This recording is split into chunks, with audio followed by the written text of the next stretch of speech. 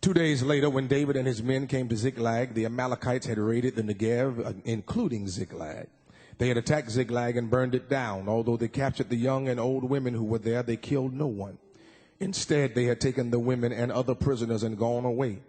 By the time David and his men came to the town, it had been burned down, and their wives, sons, and daughters had been taken captive. Then David and his men cried loudly until they didn't have the strength to cry anymore. The Amalekites also captured David's 2 wives, Ahinoam from Jezreel and Abigail, who had been Nabal's wife from Carmel. David was in great distress because the people in their bitterness said he should be stoned. They were thinking of their sons and daughters, but David found strength in the Lord his God. David told the priest Abiathar, Ahimelech's son, "Please bring me the priestly ephod." So Abiathar brought David the ephod. Then David said to the Lord, "Should I pursue these troops? Will I catch up with them?" "Pursue them," the Lord told him. "You will certainly catch up with them and rescue the captives." So David and his 600 men went to the Besor Valley, where some were left behind. David and 400 men went in pursuit, while 200 men who were too tired to cross the valley stayed behind. Here is the verse. David's men found an Egyptian in the open country and took him to David.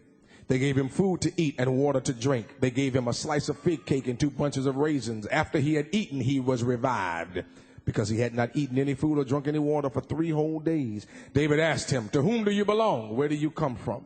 The young man said, "I am an Egyptian, the slave of an Amalekite.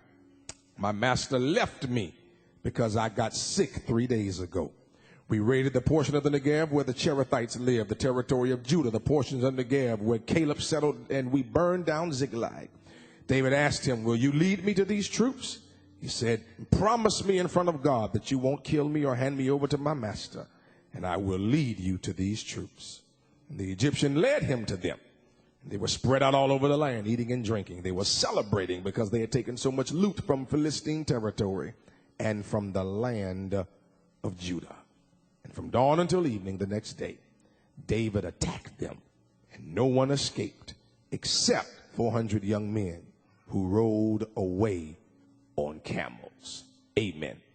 You may be seated in the presence of our God. Verse 13 says, the young man said, "I am an Egyptian, the slave of an Amalekite. My owner left me, or my master left me 3 days ago because I got sick." I want to preach this morning as the Spirit shall guide with this thought in our minds. It had to happen. It had to happen. I was watching ESPN two mornings ago, and they were setting up a story about the Washington Wizards, and in particular about Gilbert Arenas. Gilbert Arenas, let me give you a little backstory, had tried out for the national team, the USA team, for the Olympics and for the World Games, and had been cut. During that time, Mike Krzyzewski and several other coaches, Michael Colangelo, who was the owner of the Phoenix Suns, all of them were owners and coaches of the U.S. national team who had cut Gilbert Arenas. He had played against the Phoenix Suns, African desert, without food or water. 3 days in the hot African desert. No food, no water.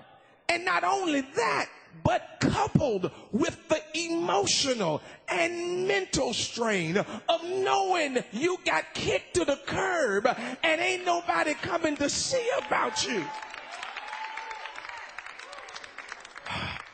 Dehydrated in an African desert with no food or water to rehydrate you, and yet he survived.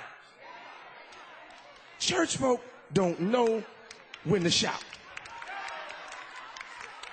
He's left to die because he's left without what he should need to survive, and yet without what he thought he needed to survive.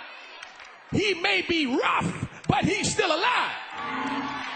Because God said, I'm trying to teach you that there are some things you thought you needed that you don't need in order to survive. There's some people you thought you couldn't live without. I want to teach you you can make it with. There's a job you thought you couldn't live without. God said, I'm going to let them fire you, and then I'm going to pay all your bills so that I can show you you don't need that to survive. There's a brother or a sister you thought you'd lose your mind if they walked away. I'm going to let them walk away, and then I'm going to rock you to sleep every night just so I can show you that you don't need to be dependent on anything or anybody but God.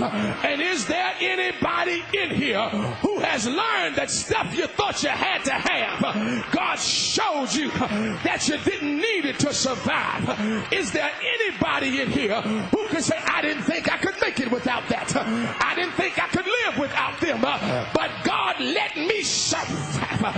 And not only did I survive, but they tried to kill me, and I'm still here. They tried to drive me crazy, and I'm still here. They tried to make me lose my mind, but I'm still here. Is there anybody who can say, with everything I went through, I should have been cuckoo for Cocoa Puffs, I should have been dead in my grave, but I'm still here in my right mind? That's why folk ought to leave you alone when you run. That's why folk ought to leave you alone when you shout. That's why folk ought to shut up when you scream. They see your glory, but they don't know that story. You were left for dead. You were left for crazy. You were left to go insane. But God kept you until God showed up and picked you up.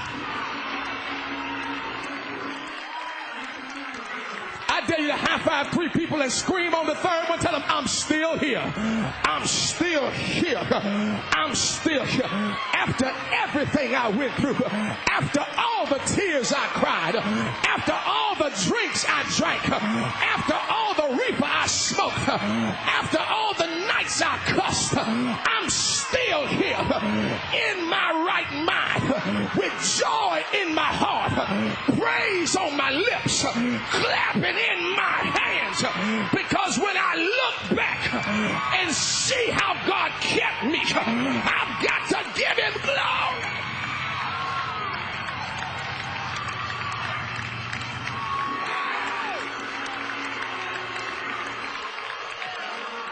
All right. I cried, after all the drinks I drank, after all the reefer I smoked, after all the nights I cussed, I'm still here in my right mind, with joy in my heart, praise on my lips, clapping in my hands, because when I look back and see how God kept me, I've got to give him glory.